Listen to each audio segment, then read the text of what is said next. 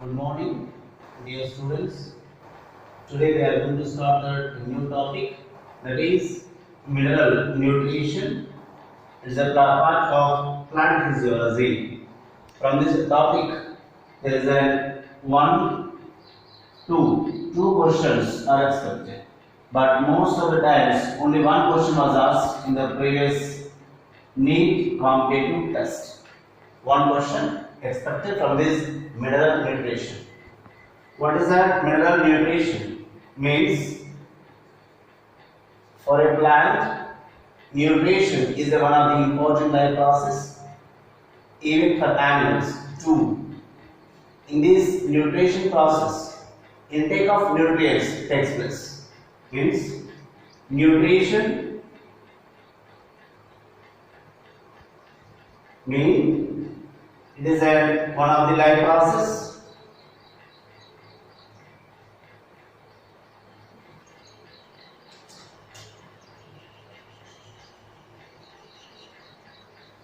Among many more life processes.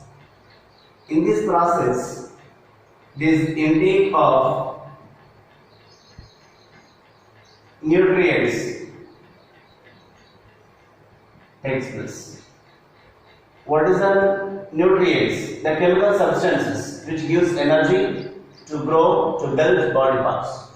Then what is the importance of nutrition? In this importance of nutrition, that is a mineral nutrition or nutrition, first we are talking that importance of nutrition is that is useful for growth of a plant, then development of a plant, as well as maintenance, that maintenance of ionic balance, maintenance of body metabolic activities. The last one is reproduction. For various life processes, nutrition is important life process. Nutrition is meaning is intake of nutrients. Nutrient mean the chemical substance which gives energy or to use to build body parts, called as a nutrient. Very brief about the importance of nutrition. Later we will talk about the mineral nutrition. First we are talking the basic concept of nutrition. The nutrition is useful for plant growth, plant development, maintenance as well as reproduction. Now we can see the definitions of mineral nutrition and what is the meaning of nutrition, what is the difference between nutrition and mineral nutrition. The nutrition meaning is the sum total of all the processes of the uptake and utilization of raw materials by living organisms for various metabolic activities. The meaning of nutrition is the total process by which uptake and utilization of raw materials by living organisms, especially by plants, for various metabolic activities. For various metabolic activities, they need energy. To produce energy, they need various food materials. Food materials. In the general nutrition world, food materials to be prepared. To prepare the food materials, they need various raw materials. The raw materials has been uptaken by living organisms, called as nutrition. Very simple word is it? Uptaking of raw materials which are useful for synthesis of materials, called as a nutrition. Then nutrients. In the general what is an intake of nutrients. Intake of nutrients called as a nutrition. Now what is meant by nutrient? There is a chemical substance. In detail, all those raw materials, what are the raw materials are taken by nutrition process? All those raw materials that organisms need for various synthetic activities like photosynthesis, like protein synthesis, lipid synthesis and so on, chlorophyll synthesis and so on. For synthetic activities, for the production of one is energy is called nutrients. Means The raw materials which are required for the production of energy is called as a nutrient. Then, mineral nutrition in the plant body, in the plant life process, we can use the word of mineral nutrition.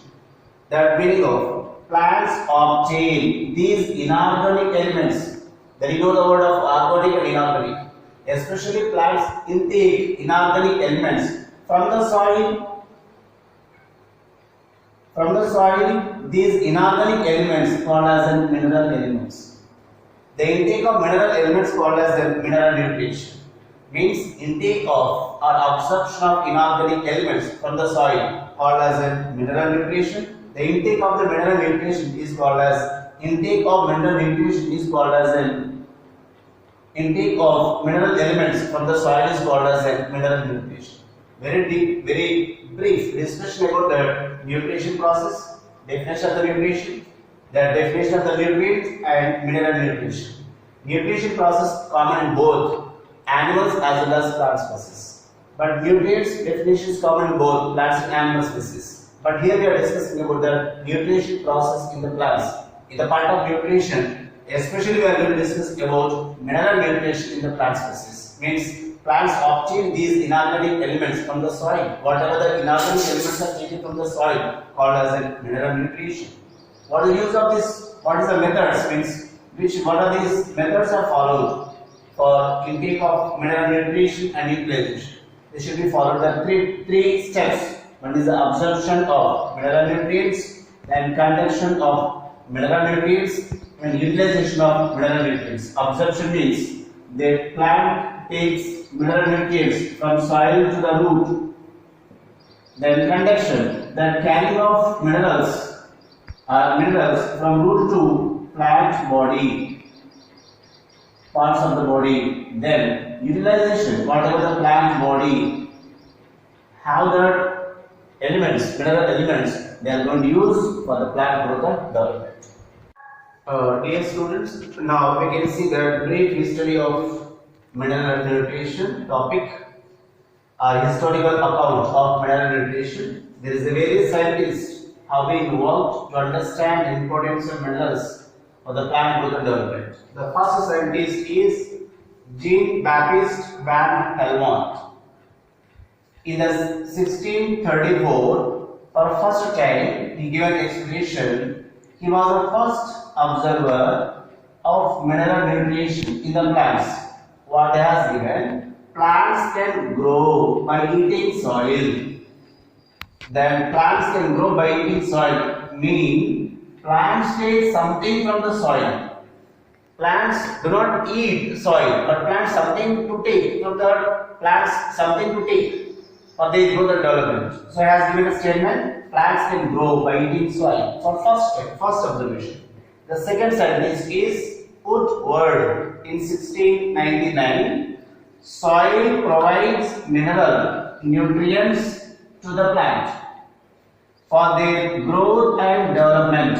He gives a little more detail. Soil is not eaten by plant, but soil provides minerals for plant growth and as well as development. This statement was given by Woodward in 1699. The one more scientist is D. Saucer in 1804. He has given conclusion that plants obtain mineral nutrients from the soil. So he has concluded in detail, very detailed. He was proposed. But is that mineral nutrients are taken by the plants. But the conclusion was given by experimentally, that is that plants obtain mineral nutrients from the soil. That one more scientist is Julius Van Schack. In the year of 1816, after a short period of time, he was conducted experiments. Plants can grow without soil with the help of soil nutrients. Whatever the nutrients, whatever the minerals are taken by the plant, that minerals are provided by artificial condition through the solution called as a mineral solution. Plants can grow without soil is called as an hydroponics. So that process was explained by Julius Van Schack. So one more scientist is Liebig in 1940. He has given explanation about that limiting factor. What is the limiting factor for the plant species, for a plant variety? for a plant, various minerals or various mineral elements are required. But among these, there is a mineral elements which are required for a plant. That take the example of there is a calcium is required for the plant. For example, calcium is required for the plant when the calcium is low amount leads to deficiency disorders. Calcium is important for the formation of cell wall, for the formation of pollen grains. When the calcium available is less, the cell wall formation, pollen grain formation will be affected. Then the minimum level means at the what level calcium will be enough of. If the calcium levels are less, that is leads to deficiency disorder. The calcium levels are more, the more level of physiological process will be more. But when the calcium levels are less, that is leads to deficiency disorders. For example, 10 grams of calcium is required for the plant. The 10 grams are present, fine. Plant grows normally. The more than 10 grams are present, there is nothing else. They can take the 10 grams, the remaining will be spit out. If the calcium amount is less than 10 grams, that leads to deficiency disorders. The 10 grams of calcium which is required for the plant, that is called as a limiting factor. That students, now we can see the mineral nutrition. In that, what are the elements what are the natural elements are required for the plant body. There is in the nature more than 105 elements are present. Out of this one, 30 and more elements are found in the plant body of various plant species. Even the gold also found in some of the plant bodies as an element particle. But there is a 30 important elements was commonly found in the plant body. The 30 important elements are classified into two types. One is the essential elements, non-essential elements. Now, 30 elements commonly found in the plants. There is the two types of elements. There is classified as the two types based on the three criteria. That is the one is the essential elements, one is the non-essential elements. Essential elements are 17, non-essential elements are remaining 30. The essential elements 17 are classified into two types. One is macro elements, one is micro elements. This classification is given based on the amount of element is required for the plant body. Then 10 millimoles and more than 10 millimoles per every 1 kg of dry weight. If an element is required, called as a macro element. If an element is required less than 10 millimoles of for every 1 kg of dry weight, called as a micro elements. Then here macro elements are 9, then micro elements are 8. 8 plus 9 is together 17. What are these macro elements? One is an hydrogen, then is an oxygen, carbon, nitrogen, phosphorus, potassium, calcium, magnesium as well as sulfur. These 9 elements called as an macro elements means they require a limit of more amount. Micro elements are here. Ferrous are iron, copper, boron, manganese, zinc, molybdenum, chlorine as well as nickel. These 8 elements called as micro elements. Now we can understand that essential elements grouped as 4 types based on their functioning process. One is an essential elements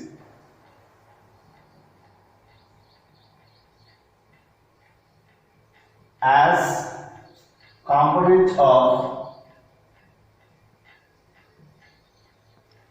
biomolecule, meaning most of the essential elements have been used in the formation or in the synthesis of biomolecules. That is nothing but structural elements. Example for these structural elements like a carbon, hydrogen as well as oxygen. Few examples. That essential elements are grouped into second type, that is an essential elements as energy synthesis. Means some of the elements have been used in the production of energy. That energy formation takes place in the form of ATP, adenosine triphosphate. In adenosine triphosphate, phosphate is the element is present as a rich amount. Then third type of elements are essential elements as activator or enzymes activator.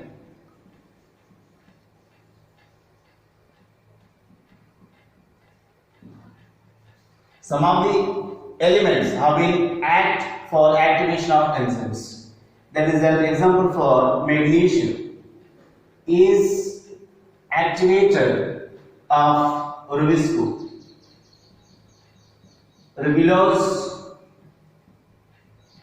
1,5 biphosphate or phosphocarboxylase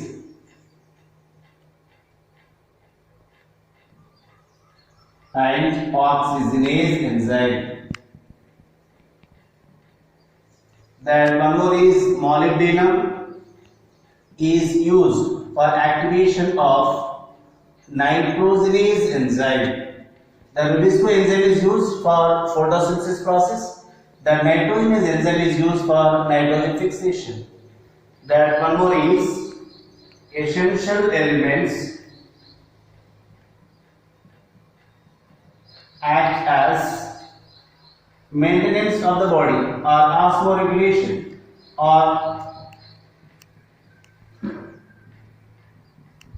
especially closure of stomatus as well as opening of stomatus. For opening and closing of stomatus, potassium is important. Means potassium is element useful for osmoregulation or maintenance of this chemical substance, maintenance of these ions, maintenance of the water. And the second type is here that one more some enzymes are useful for activation of enzymes. Some elements are useful for activation of enzymes. Some elements are useful for the formation of energy. Some elements are useful for the structural formation of the plant body like carbon, hydrogen and oxygen. Here, according to their importance, according to their functioning process, essential elements are classified into 4 types. Now, dear students, you can see the 2 previous 8 questions asked from the today discussed topic. Which of these, first one we can see the first question. Which of these following is a micronutrient? Means if you know the list of the micro and macronutrient, you are able to answer for these questions. That you know that micronutrients as listed. Macronutrients are 9, micronutrients are 8, all together is 17. Now you see that options are given here. Magnesium, just so you can remind, is it a part of macro or micro? Then magnesium is present in macro, so magnesium is not right answer. Then you can see that potassium also present here in this macro, so it is also not a micronutrient. Calcium also present is a part of macro, so it is not a micronutrient. So here the right option is zinc. Zinc is a part of micronutrient. Very simple. If you are remembering these micro and macro nutrients very clearly without any confusion, you are able to answer. You can see the one more question. Which of these following is not a micronutrient? You can see the 2 questions and find the difference. Here they are asking micronutrient, here they are asking not a micronutrient. If you split out this not a word, you will be getting the confusion. So very carefully you can answer. So molybdenum as well as magnesium, zinc and boron is given here. Now you can see that molybdenum where it is present, molybdenum is present in micronutrient. So this is not a right answer because of they are asking macronutrient. They are not asking that micronutrient, not a micronutrient. So they are expecting macronutrient. So then magnesium you see that magnesium is part of macronutrient. So it is not a micronutrient. So right answer is magnesium. So zinc also part of micronutrient as well as boron is also part of micronutrient. So here is present boron here. So the right option is magnesium. Here they are asking that which is a micronutrient. Here they are asking that which is not a micronutrient.